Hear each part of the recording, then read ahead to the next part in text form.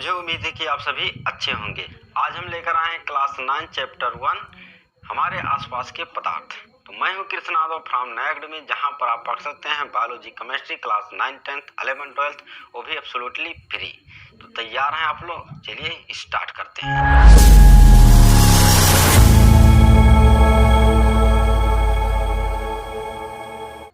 तो हम इस लेक्चर में पढ़ने वाले हैं कि पदार्थ क्या होता है और पदार्थ की विशेषताओं के बारे में। तो जब आप अपने चारों तरफ देखते हैं तो आपको विभिन्न प्रकार की वस्तुएं, जीव जंतु, पेड़ पौधे दिखाई देते हैं। तो ये सभी जीव जंतु, पेड़ पौधे और वस्तुएं जो हैं, ये सभी पदार्थों से मिलकर बने हैं।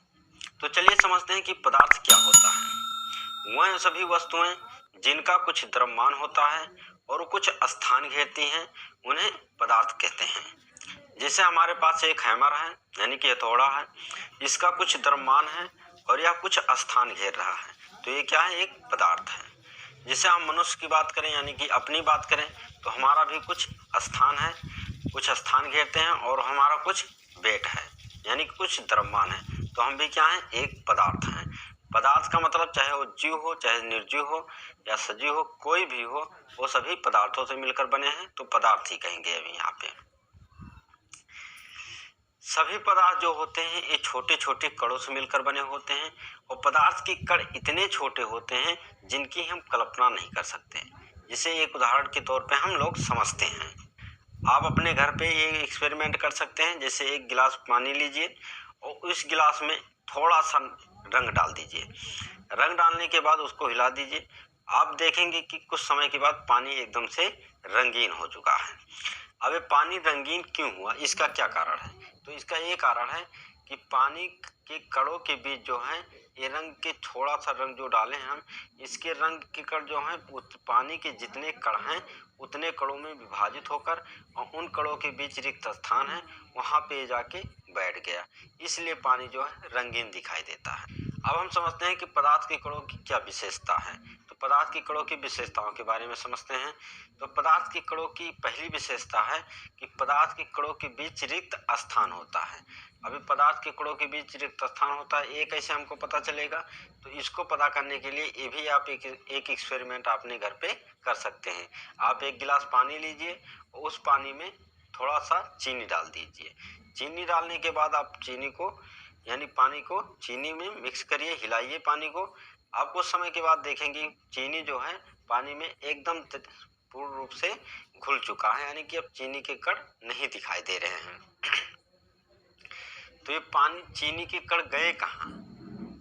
तो ये जो चीनी का कण है, ये पानी के कणों के बीच जो है रिक्त स्थान है, और जो रिक्त स्थान है पानी के कणों के बीच, उनके बीच में जाकर बैठ गया, इसलिए चीनी के कण पानी के कणों के बीच नहीं दिखाई देते। पदार्थ की दूसरी विशेषता है कि पदार्थ के कण जो होते हैं निरंतर गतिशील होते हैं। निरंतर गतिशील होते हैं, ये कैसे पता चलेगा? आप देखते हैं कि घर में जहाँ पे पूजा पाठ होता है वहाँ पर अगरबत्ती लगाते हैं। अगरबत्ती से आपका पूरा घर जो होता है सुगंधित हो जाता है। तो ये सुगंधित क्यों हो गया? अगरबत्ती तो हमने एक केवल पूजा पाठ वाले घर में लगाया था, तो पूरा घर क्यों सुगंधित है? इसका कारण ये है कि जो अगरबत्ती के कण हैं, उसके सुगंध के कण हैं, वो गत करते हुए हमारे पूरे घर में पहुंच जाते हैं। इससे हमको पता चलता है कि पदार्थ के कण गतिशील होते हैं। दूसरा आपको बता दें, दूसरा जैसे आपके किचन में जब खाना बन रहा होता है तो आपको बाहर से ही उसका सुगंध पता चल जाता है। ये दो उदाहरण हैं, और भी उदाहरण हैं जो आप कमेंट करके बताइएगा। पदार्थ कणों की तीसरी विशेषता है कि पदार्थ के कण जो होते हैं एक दूसरे को आकर्षित करते हैं, यानी कि पदार्थ के कणों के बीच क्या होता है, एक आकर्षण बल कार्य करता है, और ये आकर्षण बल जो है अलग अलग पदार्थों में अलग अलग कार्य करता है, अलग अलग तरीके से कार्य करता है। जैसे आप एक उदाहरण के तौर पे समझिए, जैसे एक चाक का टुकड़ा लीजिए, एक चाक का रॉड जैसा टुकड़ा लीजिए, एक इरेजर लीजिए यानी कि रबड़ का टुकड़ा लीजिए, और एक लोहे का टुकड़ा लीजिए यानी लोहे की रॉड लीजिए। आप पहले चाक को तोड़िए, बहुत आसानी से, बहुत कम फोर्स से टूट जाएगा। उसके बाद आप रबड़ को तोड़िए, यानी रबड़ इरेजर को तोड़िए, तो इसमें कुछ ज़्यादा फोर्स लगेगा तोड़ने में। लेकिन आप जब लोहे के रॉड को तोड़ेंगे तो इसमें बहुत ज़्यादा फोर्स लगेगा, हो सकता है कि टूटे भी ना। तो एक अलग अलग आकर्षण बल है इन सब में, इसलिए। और सबसे ज़्यादा आकर्षण बल किस में काम करता है? लोहे के रॉड में, यानी कि लोहे के रॉड में बहुत ज़्यादा आकर्षण बल है, इसलिए इसको हम तोड़ नहीं पा रहे हैं। और सबसे ज़्यादा कम आकर्षण बल किस में है? चाक में, क्योंकि इसको हम आसानी से तोड़ ले रहे हैं।